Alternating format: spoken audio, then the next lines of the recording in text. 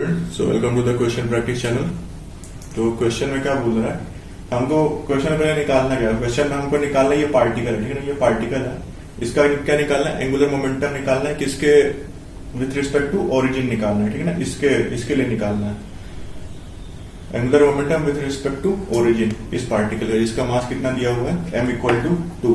तो देखो सिंपल है ना, पहले देख लो, पहले बता रहा हूँ सब समझा रहा हूँ। देखो एंगुलर मोमेंटम का हमारा फॉर्मूला क्या होता है, L क्या होता है m उसका मास इंटू r उसका पोजीशन कहां से, ओरिजिन से, है ना, इंटू क्रॉस v मतलब उसकी वेलोसिटी, ठीक है ना। ये हमारा फॉर्मूला होता है। हमको मास दिया हुआ है, मास हमारा दिया हुआ है 2, r की वैल्यू हमारी दी हुई है। r की वैल्यू क्या दी हुई है, ये टाइम डिपेंडेंट r की वैल्यू दी हुई है ना। ये दी r की वैल्यू हमको दी, मतलब पोजीशन इसकी यहाँ पे है।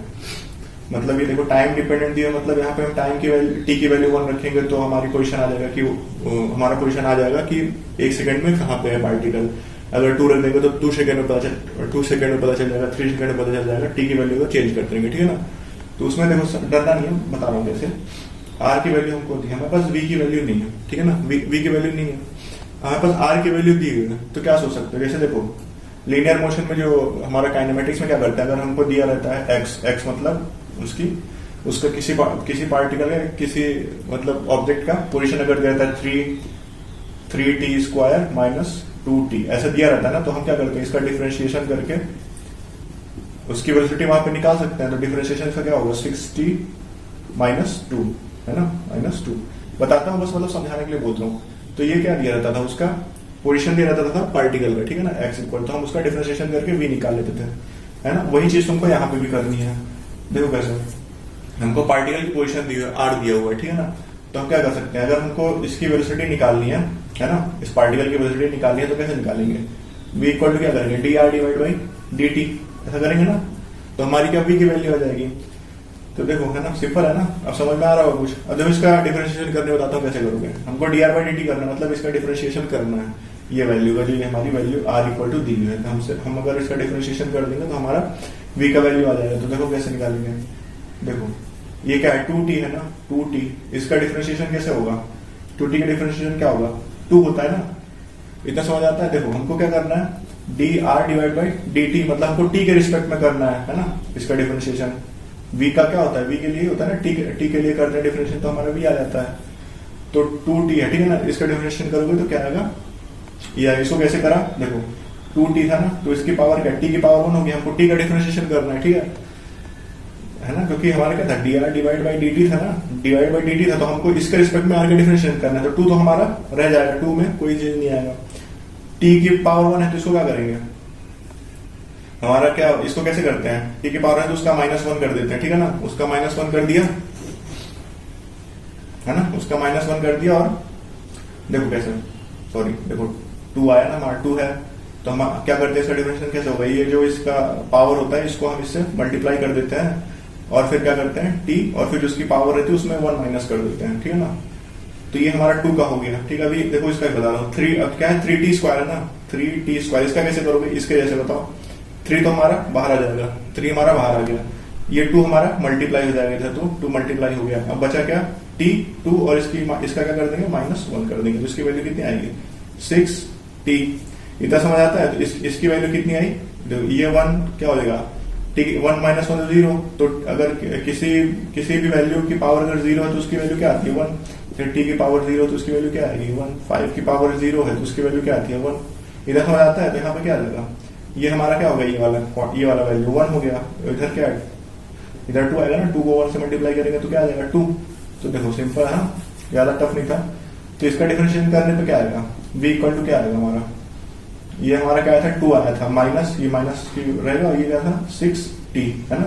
बाकी इसके वेक्टर फॉर्म में इसको लिख देते हैं, हमारा v वेक्टर आ जाएगा 2i 6t j। इतना समझ आया।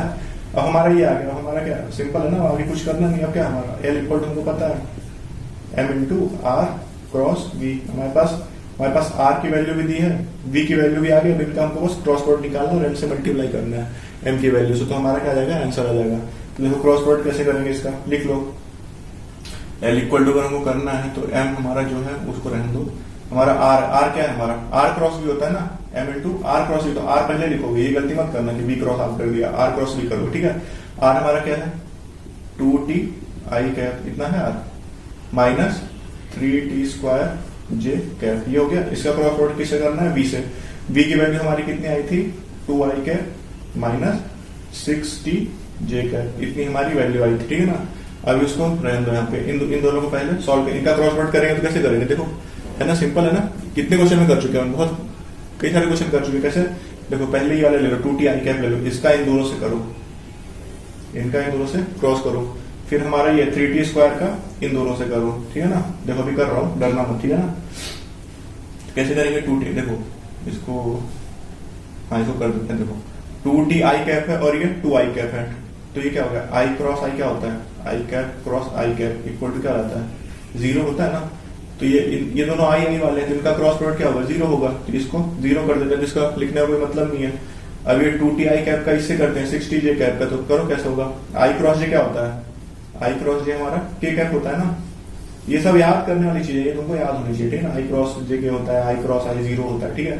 तो हमारा क्या है आई क्रॉस जे हमारा k है, तो इसको पहले इसको इससे करते कितना आएगा, ये क्या आ जाएगा 6 2 है ना 12 और ये t है और इसमें भी t है, तो क्या आ जाएगा t स्क्वायर है ना 12t स्क्वायर, और ये क्या माइनस है ना, तो माइनस 12t स्क्वायर और आई क्रॉस जे क्या आ जाएगा k कैप। कितना हो गया, इसका हमारा इन दोनों से हो गया, इसका इससे करा तो 0 ही आ गया, तो 0 लिखने की जरूरत नहीं है। इसका इससे करा तो इतना आया। अब इसका करेंगे कितना आएगा, देखो ये j और i है ना, j और i है, तो कैसे करेंगे, तो हमारा क्या होता है j क्रॉस इंटू आई, मतलब j कैप इंटू आई, क्या हो गया ये करा ना। अब इसका हमको क्या इससे करना है, तो इसका करेंगे कैसा होगा, इसका j कैप है ना। देखो इसको एक बार समझा देता हूँ तुमको, i j k ऐसे लिख लो इसको तीनों को, ठीक है ना। अब देखो जैसे i कैप हो गया, j कैप हो गया और k कैप ऐसे लिख लो, अगर किसी का क्रॉस निकालना हो तो। i क्रॉस j अगर होगा तो क्या आ जाएगा, वो k आ जाएगा, ठीक है ना। अगर k क्रॉस i होगा तो j आ जाएगा, है ना। समझ आता है इतना। जैसे i क्रॉस j है तो k आ जाएगा आगे वाला, अगर k क्रॉस i है तो j आ जाएगा आगे वाला, ठीक है ना। अगर किसी का उल्टा हुआ, जैसे यहाँ पे देखो, यहाँ पे हमको क्या करना है j क्रॉस i करना है ना, तो j क्रॉस i करोगे तो क्या आएगा, j क्रॉस i करके उल्टा जा रहा है ना, तो इसको क्या आ जाएगा माइनस k कैप, ठीक है ना। ये माइनस में हो जाएगा वैल्यू, देखो अभी कई बार यूज होगा तो तुमको समझ में आ जाएगा, ठीक है। तो ये हो गया। अब इसका करा तो क्या जाएगा, ये माइनस तो रह जाएगा, 3 2 6, ये क्या जाएगा t स्क्वायर और j क्रॉस i हमारा क्या जाएगा माइनस k कैप होगा, तो माइनस माइनस प्लस कर देते हैं और इधर k कैप लिख देते हैं, इतना समझ आता है ना। और देखो इधर j क्रॉस j तो हमारा 0 ही हो गया, i cross i 0, j cross j 0 का इनसे कुछ भी मल्टीप्लाई करो तो 0 ही आएगा, ठीक है। इतना समझ आता है। अब देखो इसका मल्टीप्लीकेशन क्या है, ये हमसे मल्टीप्लाई भी करना है ना, और हमको बोला है t इक्वल टू 2 सेकंड पे, t इक्वल टू 2 सेकंड पे बताना है, तो यहाँ पे t की वैल्यू 2 रख देते हैं, तो -12, t की वैल्यू 2 रखेंगे तो क्या आ जाएगा 4, है ना। तो 4 और ये k कैप प्लस 6, यहाँ पे भी 4 आएगा, k कैप है ना, इनटू यहाँ की वैल्यू कितनी है 2, इसको सॉल्व करो कितना आएगा, ये कितना आएगा 12 को 4 से मल्टीप्लाई करेंगे तो कितना आएगा -48 k कैप, इधर प्लस 24 k कैप है ना, 24 k कैप, और इसका मल्टीप्लाई किससे करेंगे 2 से करेंगे, ठीक है। 2 से करो तो कितना आया -24 k कैप इंटू 2, तो हमारा आंसर कितना आ गया -48 k कैप, ठीक है ना। इजी था ना, कोई बहुत टफ नहीं था। ऐसे एग्जाम में आते हैं क्वेश्चन इस तरह थोड़े बहुत मार्क में, ठीक है।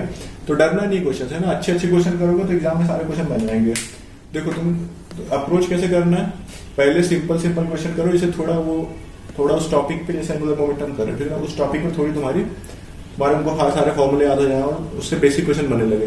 फिर आ जाओ यहाँ पे हमारे चैनल पे, ठीक है ना। यहाँ पे हर टॉपिक के अच्छे क्वेश्चन 15-20 जितने भी हो जाते हैं अच्छे क्वेश्चन, ये मेरी गारंटी है, ठीक है ना। इन्हीं जो मैं क्वेश्चन करवा रहा हूँ टॉपिक से, इनसे ही आएंगे नीट में क्वेश्चन, इससे बाहर कोई कॉन्सेप्ट यूज नहीं होगा, कहीं से कुछ नहीं आएगा, कोई बुक पढ़ने की जरूरत नहीं है। तो हमारे पास जो कोचिंग का मॉड्यूल है वो पढ़ो, और ये जो हर टॉपिक के 10-15 जैसे हर कोई टॉपिक पढ़ो उसके अपने मॉड्यूल से क्वेश्चन करो, प्रीवियस क्वेश्चन करो, और यहाँ पे ये 10-15 क्वेश्चन कर लो, इनसे ही आएंगे सारे क्वेश्चन, ये लिख के ले लो, ठीक है ना। चलो फिर मिलते हैं नेक्स्ट वीडियो पे। वीडियो पसंद तो लाइक करो, सब्सक्राइब करो, शेयर करना अपने दोस्तों के साथ।